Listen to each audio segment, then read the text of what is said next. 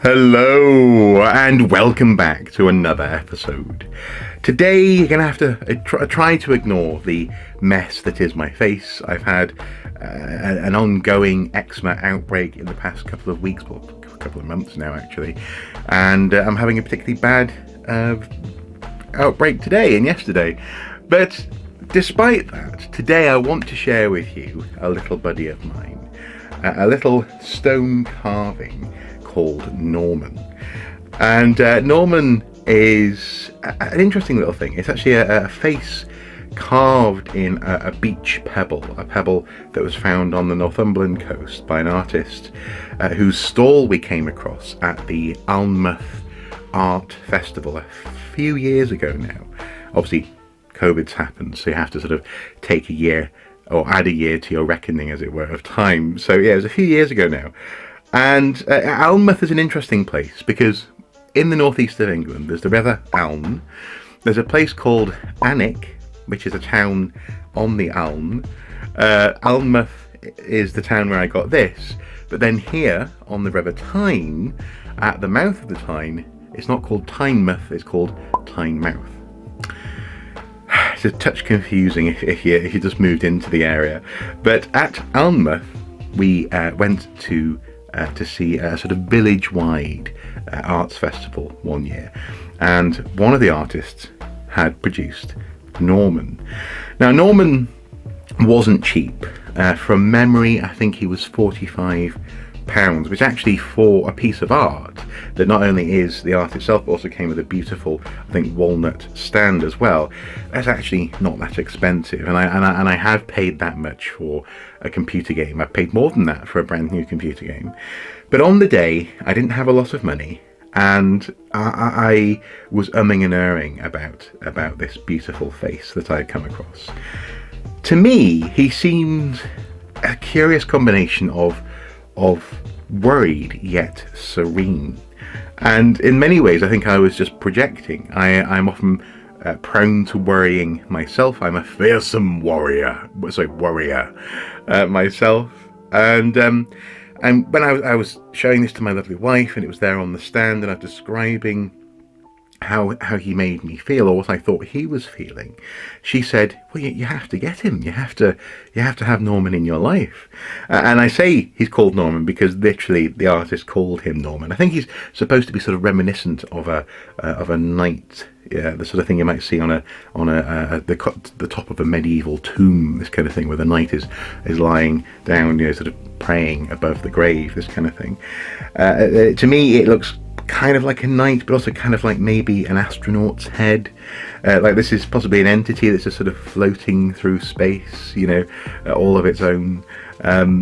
I was mesmerised by Norman, and I ummed and erred, and then I walked away from him for an hour or so.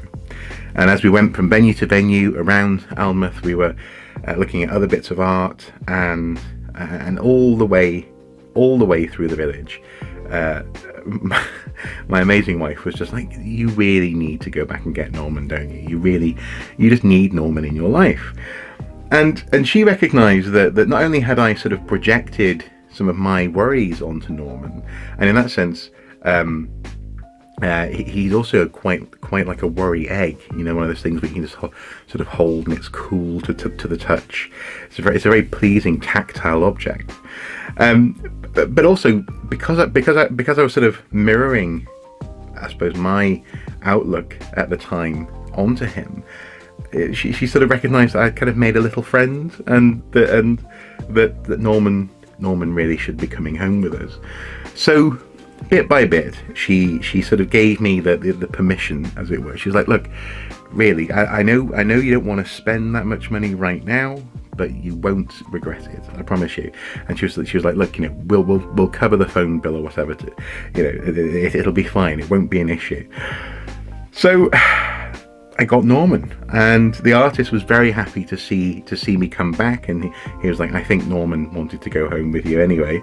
And he came in a plywood box that the artist had made, and so there was some information written on the outside, and it was just lovely to have him and it continues to be lovely to have him. He sits normally in the living room next to where, you know, if I'm watching a TV or playing a game or something, I can see him in my peripheral vision.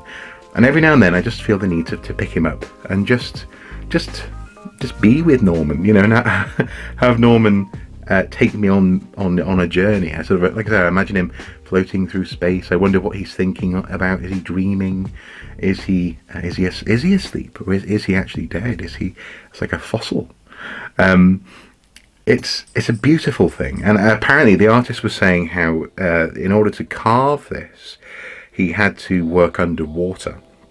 Norman is made from a very dense rock, not quite granite, but it's a very dense material. And he said he ruined several Dremel bits making this face, but it's gorgeously realised. I like the indented frame around the face. Again, it gives that sense of chainmail or a helmet being over Norman. I like the shape of his nose and the raised cheeks, and you can see the vein as well of the rock. There's like a brown colour in the rock going up over the cheek, and then it sort of materialises over the top of the head there as well. Such a wonderful thing, and I suppose the reason why I'm sharing him with you today is just to say, be open to people, or to people like Norman, to things like Norman in your life. It may be unusual for you to spend this much. It's certainly unusual for me to spend this much on something that's just art, not something that I can, for example, play with digitally, or that I can otherwise create with, or you know, or make something out of. But he absolutely has been such an important presence in my life, and I continue to adore him. Norman is magnificent. and while he is unique, I think that there will be other opportunities elsewhere for you to have something similar. So don't pass up the opportunity to have a friend like Norman in your life, because you won't regret it. Well, I certainly don't regret it anyway. So there we have it, folks. Norman, a little strange diversion for you this week in the form of a pebble shaped like a face floating through space, or maybe floating underwater, or, you know, through my imagination on his latest adventure. I like to imagine that he's sort of bouncing around, maybe bumping into other Normans, you know, like poof, and sort of they'll have a momentary "what was that?" But as soon as they register it, he's already gone. They're already off in other directions, discovering new things. Thank you for watching, guys. As ever, until next time, do take care. Bye bye.